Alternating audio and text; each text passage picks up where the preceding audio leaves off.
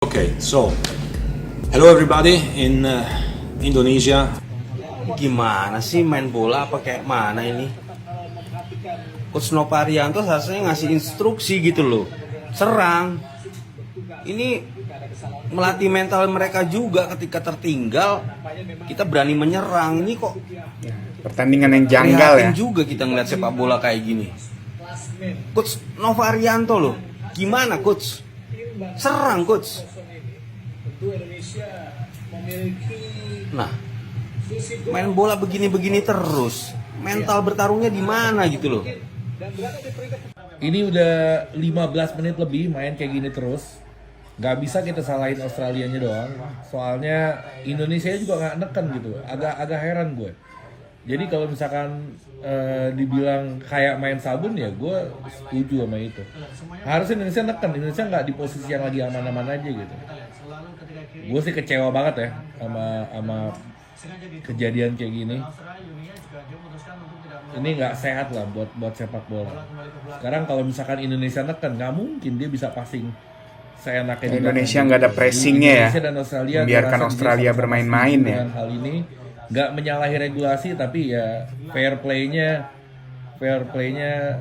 no banget lah, patut dipertanyakan. Oke, assalamualaikum warahmatullahi wabarakatuh, sahabat pencinta sepak bola di seluruh Nusantara. Pertandingan yang begitu mengejutkan baru saja terjadi antara timnas Australia U17 versus Indonesia U17, di mana laga itu berakhir imbang. Tapi ada hal yang menarik dalam pertandingan itu. Tepatnya di menit ke-70, para pemain Australia dan Indonesia sama sekali tak melakukan serangan, hanya main kucing-kucingan di dalam area permainan Australia. Seperti apa keseruan video ulasannya? Yuk tanpa berlama-lama langsung aja kita cek. Keberhasilan timnas U17 lolos ke Piala Asia tentu saja membuat kami senang karena secara target itu terpenuhi. Namun di satu sisi kami juga nggak mau menyimpulkan terlalu dini terkait segala hal yang dianggap kontroversi di laga ini. Sebab pada akhirnya, apa yang dilakukan oleh Indonesia pada akhirnya benar-benar membuat Qatar ngamuk-ngamuk ke AFC. Serta ada juga India yang melakukan protes. Maka dari Yang merugikan itu, terkait Qatar pro dan kontra India ya. yang ada, termasuk gak sedikit netizen Indo yang mengecam Coach Nova sebagai pelatih.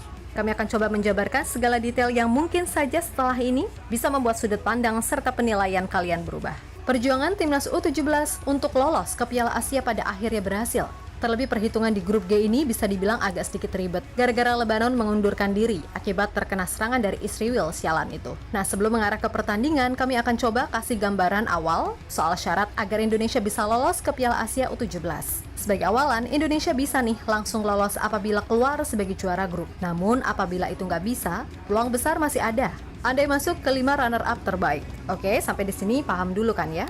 Nah, di laga perdana, Indonesia kemarin sukses menang 1-0 atas tuan rumah Kuwait. Akan tetapi itu belum bisa membuat Garuda Muda masuk 5 runner-up terbaik, karena di posisi itu masih dihuni Oman, Qatar, China, India, dan Uzbekistan. Penentuannya jelas di laga versus Australia ketika matchday terakhir grup, di mana tim Garuda ibaratnya seri A aja udah bisa lolos. Karena tambahan 1 poin bisa memastikan Indonesia masuk ke dalam 5 runner-up terbaik. Ya, berkaca dari situasi yang ada, Indonesia sendiri kan akhirnya lolos nih ke Piala Asia U17. Tapi yang bikin pro dan kontra adalah cara timnas kita lolos yang dianggap memalukan oleh sebagian besar netizen. Atas dasar itulah, di sini kami coba untuk mendalami setiap detail yang ada, sehingga mungkin dari sini, orang-orang yang masih menyerang Coach Nova bisa melek realita. Di mana setidaknya ada 6 POV atau ya, bukti-bukti terkait gambaran pertandingan yang ada. Pertama, Indonesia sejatinya membuktikan kalau sedari awal mereka telah bermain senormal mungkin. Strategi defense counter adalah pilihan yang realistis untuk melawan Australia, yang di atas kertas punya kualitas sedikit di atas kita. Dan pada akhirnya strategi ini terbukti efektif dengan menghasilkan beberapa peluang bagus buat Garuda Muda. Kedua, Australia ini kalau kita lihat dengan seksama, sejak awal babak kedua mereka emang udah nerapin strategi wasting time. Jelas sekali ada instruksi khusus dari pelatihnya untuk itu. Dan respon Indonesia pun sebenarnya tetap sama seperti di babak pertama. Ketiga, perlu kalian pahami kalau sedari awal Sama-sama babak pertama, menunggu ya. Coach Nova emang udah nerapin low block. Dengan pressing baru akan dilakukan jika bola dialirkan ke arah samping. Dan kita bisa lihat itu sepanjang laga, tapi sejak menit 70-an, Australia yang pegang kendali bola memilih secara ekstrim untuk tidak melepas bola ke depan. Sehingga secara taktikal pun tidak ada situasi yang men-trigger kita untuk pressing karena ya emang sedari awal mainnya low block gitu loh. Keempat, nah dengan bermain low block aja, kita masih kecolongan 11 shots dari Australia. Jadi jelas kalau Coach Nova meladeni Australia yang dalam tanda kutip ogah-ogahan menyerang dengan bermain terbuka, yaitu sama saja bunuh diri dan jelas bukanlah opsi yang realistis. Kelima, bukan salah kita bermain seperti itu, karena Australia sendiri yang terindikasi ingin kita juga melakukan wasting time. Dengan mengubah pressing mereka, di mana di babak pertama mereka melakukan high pressing, sedangkan di babak kedua jadi middle pressing, yang seakan-akan memberikan kita peluang untuk menguasai bola lebih nyaman di belakang. Tapi ternyata kita tetap bermain normal, ya ini saat berhasil merebut bola, kita tetap main progresif. Itulah yang kelihatannya membuat Australia jadi nggak mau ambil resiko lebih besar. Sekali lagi, kendali bola itu ada di Australia. Jadi kita nggak punya banyak pilihan karena sejak awal gameplaynya adalah low block. Keenam, perlu dipahami juga, Timnas U17 kita untuk hadapi kualifikasi Piala Asia ini udah persiapannya serius sampai berbulan-bulan, termasuk TC ke Eropa dan Timur Tengah. Jadi akan sulit dipahami jika kemudian secara naif Coach Nova memaksa pemain bermain terbuka melawan tim yang punya kualitas di atas cari-cari Indonesia, aman ya. dan itu jelas beresiko membuat tim kalah dan gak lolos. Di sini kami memahami kalau jelas ada tanggung jawab hasil yang harus Coach Nova jaga ke PSSI. Sehingga ya pada akhirnya sejarah mencatat Indonesia U17 lolos ke Piala Asia. Pro kontra itu wajar, karena kalau semisal nih Coach Nova tetap main terbuka, terus kebobolan di menit akhir, ntar ada yang bilang harusnya main aman aja kan udah lolos. Kenapa sosokan main terbuka, bla bla bla. Ya intinya, netizen serba kalau salah ya. ngikutin bacotan netizen mah nggak bakal kelar. Karena mereka mungkin hanya ingin melihat dan mendengar apa yang ingin mereka lihat dan dengar tanpa mau tahu hal-hal apa aja yang ada di balik itu semua.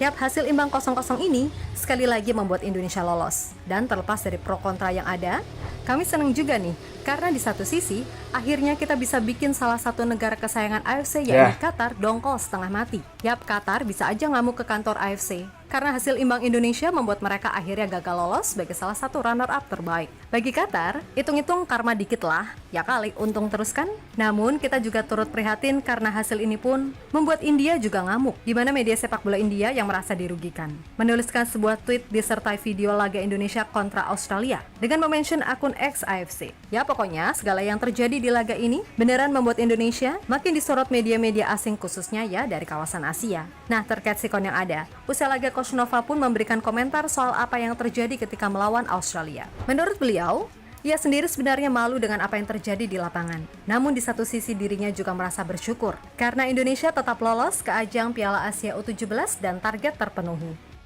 Mengenai hasil pertandingan hari ini, ya jujur secara permainan saya sendiri malu.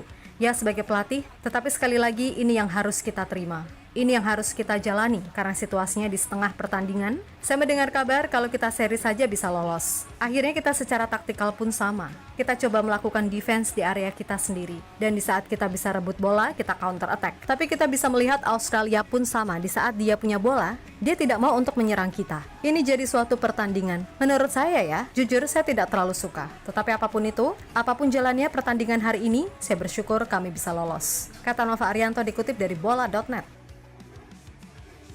Yap, sementara itu, komentar juga dilakukan oleh ex-ko PSSI yakni Arya Sinulinga. Menurutnya Australia takut kalah saat melawan Indonesia, sehingga membuat mereka sengaja main aman dan cuma melakukan passing-passing di lini belakang.